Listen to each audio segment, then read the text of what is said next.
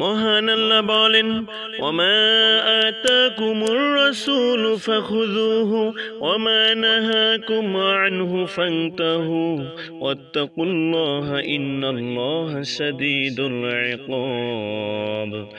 রাসূল তোমাদের যা দিয়েছেন তা গ্রহণ করো, আর তিনি যা নিষেধ করেছেন তা বর্জন করো, আর আল্লাহকেই ভয় করো, নিশ্চয়ই তিনি কঠিন শাস্তিদাতা। সূরা হাশর 59 নম্বর সূরা 7 নম্বর আয়াত এটি। তাহলে মহান আল্লাহ এখানে বলছেন, রাসূল তোমাদের যা দিয়েছেন তা গ্রহণ করো। তাহলে আল্লাহ তাআলা রাসূল সাল্লাল্লাহু আলাইহি ওয়াসাল্লামের মাধ্যমে কোরআন আর সহিহ হাদিস দিয়েছেন। পরিপূর্ণ আদেশ ও নিষেধ সবকিছু আল্লাহ রাসূলের মাধ্যমে আল্লাহ পরিপূর্ণ করেছেন। তাহলে ঈদে মিলাদুন নবী এটা কোথায় পেলেন আপনি?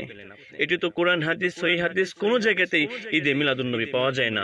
অথচ আমাদের নবী সাল্লাল্লাহু আলাইহি ওয়াসাল্লাম ঈদে মিলাদুন নবী চিনলেন না, আর আপনারা নিজেরাই আবিষ্কার করে ফেললেন। উমর ইবনুল খাত্তাব রাদিয়াল্লাহু তাআলা আনহু আল্লাহ ও তার রাসূলের বিধান ফলো করেছেন। আবু বকর সিদ্দিক রাদিয়াল্লাহু তাআলা আনহু আল্লাহ ও তার রাসূলের বিধান ফলো করেছেন। যত সাহাবী রয়েছে, তাবিঈন এবং পৃথিবীতে যত সৎ কর্মশীল বড় বড় ইমামগণরা এসেছেন, তারা আল্লাহ ও তার রাসূলের বিধানকে ফলো করেছেন। ইমাম আবু হানিফা রাহিমাহুল্লাহ কোনো দিন ঈদে মিলাদুন নবী পালন করলেন না। ইমাম শাফি, ইমাম আহমদ ইবনে হাম্বল, ইমাম মালিক কেউ ঈদে মিলাদুন নবী পালন করলেন না। আপনি কোথায় থেকে আবিষ্কার করলেন বলেন? এটি হলো দ্বীনের মধ্যে নতুন সৃষ্টি। আয়েশা রাদিয়াল্লাহু তাআলা আনহা বলেন, রাসূল সাল্লাল্লাহু আলাইহি ওয়াসাল্লাম বলেছেন, মান আহদাসা ফি আমরিনা হাযা মা লাইসা মিনহু ফাহুয়া রাদ্দুন। যে ব্যক্তি আমাদের এই দ্বীনের মধ্যে নতুন কিছুর উদ্ভব ঘটালো যা আমাদের দ্বীনের মধ্যে নেই, তা প্রত্যাখ্যিত। আয়েশা রাদিয়াল্লাহু তাআলা আনহা আরো বলেন, রাসূল সাল্লাল্লাহু আলাইহি ওয়াসাল্লাম বলেছেন, মান আমিলা আমালান লাইসা আলাইহি আমরুনা ফাহুয়া রাদ্দুন।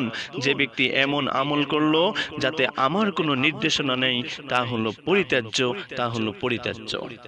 মিলাদুন নবী হলো মানুষের তৈরি করা, কাজেই এটি হলো একদম পাক্কা বিদআত। এই বিদআত যদি আপনি করেন তাহলে আপনার আমল বিনষ্ট হবে, আপনি জাহান্নামে যাবেন। এটি পালনের অর্থ হলো এই, রাসূল সাল্লাল্লাহু আলাইহি ওয়াসাল্লাম তার রিসালাতে কার্পণ্য করেছেন, তিনি এটি দেখাতে পারেননি।